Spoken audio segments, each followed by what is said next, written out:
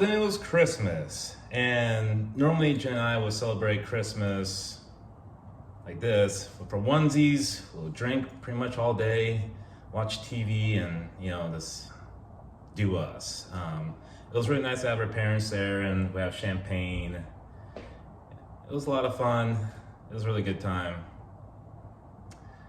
Yeah. Then the progression of things, like with her implants. From the radiation, it messes up the skin naturally. So some areas of the radiation on her right breast area, the skin was really thin, and she had two options. She could either go flat, or three options: just go flat.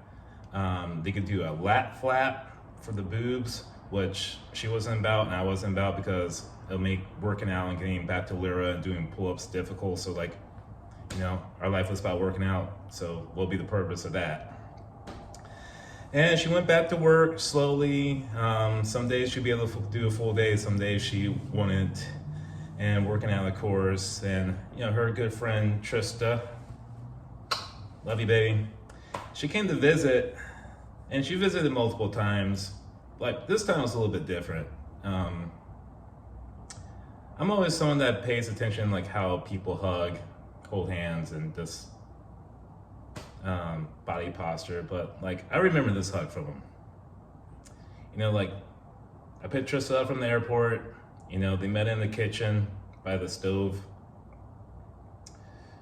Trista was on this side, Jen was on this side, and they held each other's hands for a hot minute, looked at each other, kind of giggle and laugh, and they embraced each other. But I don't know if you ever notice this, when some people hug, when you really want to hug and get the most of something, they really spread out their hands, and both of them were spreading out each other's hands and just trying to grab the both out of each other. I'll probably remember that for a lifetime. That was great. Then her sister Sharon, love you too, came to visit, and there's something about sibling love can't be replaced. Having naturally, Jen and I would share a bed, and she's just like, Sharon's coming, Kevin, you're gonna have to find a new place to sleep. I was like, what? She's like, kicking you out. And they shared the bed, which was, I get it, it's fine. I could take a couple nights for not getting beat up in bed, because she was a kicker and mover and thrasher. But just hearing her just have that kitty laugh, and that playfulness again, it was much needed for all of us. And things were really cool for a hot minute. Then progressively, probably over a month, Jen started getting pain in her thoracic spine, her mid back, in between her shoulder blades. And she tried not to take her pain meds, not unless she had to, because narcotics are no joke for some people. And it kept on going on and on. Then she had a follow-up with her cancer doctor, and she increased her pain meds and still wasn't touching it. And we'll alternate between hot and cold packs, and just, I remember one day I was getting ready for work, and I would work out in the morning, wake her up before I go stretch, go back down to the garage, stretch, then wake her up again. And I was getting in the shower, and I was about to make us breakfast, and she just came into the bedroom fully clothed and just laid down in bed. She's like, Kevin, I can't do it today. And it's just that was one of the days I wish. If you're able to have that option to work from home, that's a beautiful thing. Especially if you have someone with health needs, because I went to work, and I was texting, calling, and she was sleeping, and I was just a nervous fucking wreck. But talked to her cousin Nikki. Once again, your above average nerd practitioner. Nikki, love you too. She's like, if this doesn't resolve itself in a few days, you need to go to the ER. Lo and behold, we go to the ER, and up here it's going to be a referred pain chart. if you have someone dealing with cancer in treatment, or they're taking pain meds long-term for whatever reason, and the pain meds are legit not working, know this fucking chart. It could save some time, save some stress, save some agony. Ended up going to the ER, getting admitted. They did a scan and they found her cancer, once again, metastasized.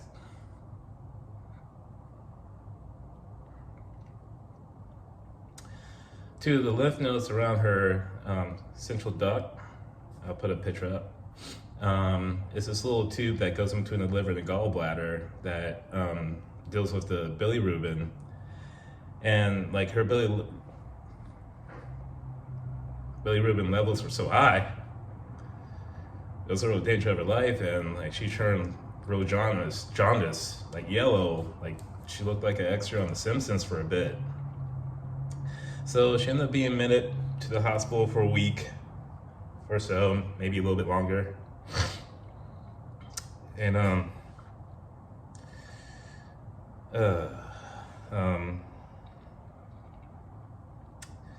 you know, she's tough. Just tough as it comes. Like, she was feeling weak and she could only lay on her left side because it relieved the pressure. They ended up putting a stent to open the duct up and relieve the pressure, and her bilirubin levels eventually went back to normal, so she was like homeostasis. But like during this time, like, you know, like I really had my first like breakdown, and you know, I just kneeled down next to her bed and I was trying not to cry because she gets upset when I would cry. And she's like, "What's wrong?" Just like, you know, I just want this to be over so we could do a Europe trip, you know, go to Lisbon like we planned. And Jen being Jen, just taking a sad situation to something funny, she just started singing this. I wanna be sedated.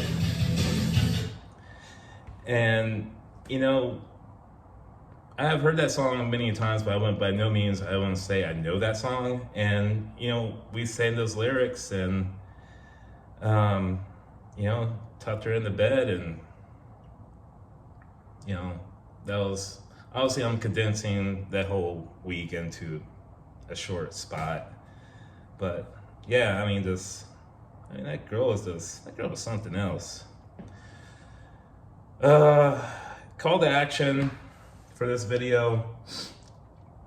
Legit, if your pain meds are not working and you upped them, you're taking more, this and that, know the referred pain chart, because that could just save so much time and pain. And just, you know, like I said before, like, if you're not good with the medical stuff, you'll know someone that's good with the medical stuff. You know, see about your inner circle, get second opinions, get third opinions, do your Google research within reason. Like, it could take you down a nasty rabbit hole, but just don't sit there and keep on popping pills just because your doctor said so. Like, they're people too, they make mistakes or whatever. Funny Jen story of the video. Excuse me. So they upped her pain pills and she started taking like a low dosage of fentanyl, which at first, like, she could handle it, but it made her kind of goofy. And shout out to Tracy, love you too. Tracy came to visit her that day for most of the day, and I'm guessing she had lunch there. I don't know, I don't recall. But I get there at night and like I knock on the door as usual, you know, go in. I'm like, "Hey babe, what's up?" And she was laying down on her left side, and she popped up a little bit. She said, "Oh Kevin, I had the best day.